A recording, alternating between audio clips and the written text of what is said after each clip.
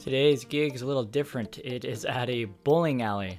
I will be running someone else's rig today, so really all I needed to bring is an iPad. You can see over here there's some pool tables. They had a ton of pool tables set up, and they even had an extra room that had even more pool tables.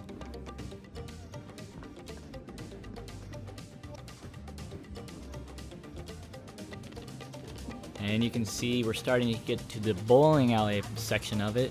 Such an interesting idea. But you can bowl right next to where they set up the band. So what they did was they closed off 2 lanes and they built this stage kind of at an angle. It's interesting, it's different.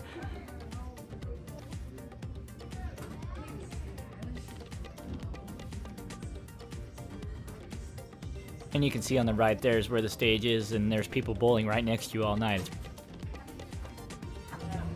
For subs, we will be using the JBL PRX 718s. And then the top is also JBL. It's going to be the PRX 800s.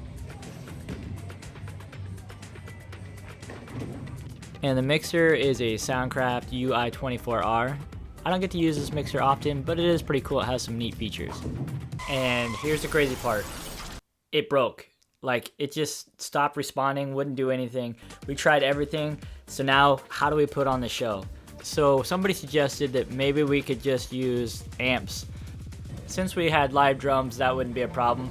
And we can run the vocalist for the keys and the sound of the keyboard through this PA speaker. Luckily, both guitar players had amps and so did the bass players. So all we had to do was turn those up to make those louder. For vocals, we ran straight into the PA system and used the input knob as a gain adjustment. And now to test it out to see if we can actually pull off a show.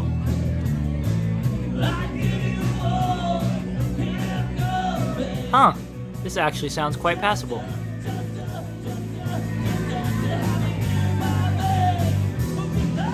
One worry was feedback because I wouldn't be able to stop it, but he could always just pull the cable out of his microphone.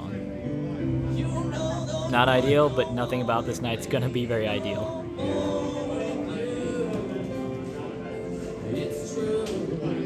A big bummer was this venue didn't have very much lights, so they were pretty much just blue the whole night. Heck yeah, a trumpet solo. You don't get to see that very often.